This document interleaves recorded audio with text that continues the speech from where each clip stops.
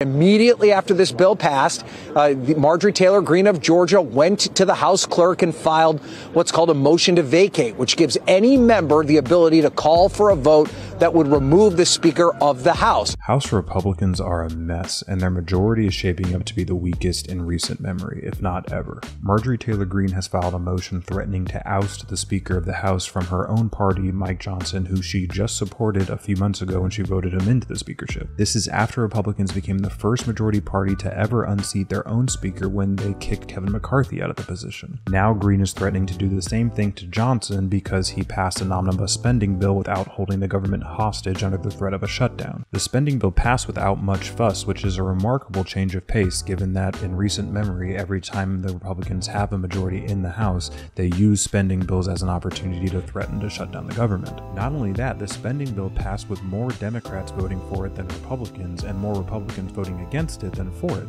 Keep in mind, they are the majority party. Democrats negotiated and added $1 billion in early childhood education funding, continued election security funding, funding for PEPFAR, which is a global AIDS relief program, and a raise for TSA workers. There was also bipartisan agreement around funding for increased capacity at the border. This is a Republican spending bill, though, which means they cut funding to certain executive enforcement agencies like the IRS and the FCC, and they cut funding to some jobs programs. They also restricted funding to UNRWA, which is the United Nations agency responsible for aid and relief to Palestinian refugees. Johnson, who remains a right-wing theocratic radical, didn't work with Democrats out of some duty to his office, though. He did so because his ever-dwindling majority and the recalcitrant nature of the extremist wing of his party meant that passing this bill with only Republican votes simply wasn't feasible. Then, after the bill passed, Johnson's problem in this regard got even worse. There was more bad news for Speaker Johnson today.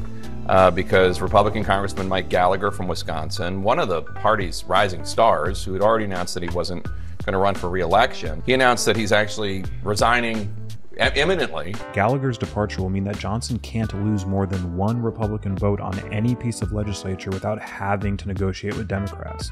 And again, given the recalcitrant nature of the Freedom Caucus, losing more than one Republican vote is almost a certainty. Interestingly enough, this makes Greene's gambit even more precarious for Republicans. My vote would most likely be for a Speaker Jeffries, which becomes an increasingly likely reality day after day as Republicans pursue further midterm resignations. In the scenario where Johnson is vacated and the House goes through another round of votes trying to elect a speaker, it might be the case that the person that's closest to having a winning coalition is Hakeem Jeffries, given the slim Republican majority. Democrats would only have to find a couple Republicans in swing districts who think it's in their best interest to make sure that the House functions relatively normally until the next election and the new Congress is sat. Alternatively, some Democrats have expressed some willingness to protect Johnson from Greene's efforts if Johnson's willing to put a Ukraine aid bill up for a vote. However, it's unclear whether or not Democrats actually have enough support to pull that off.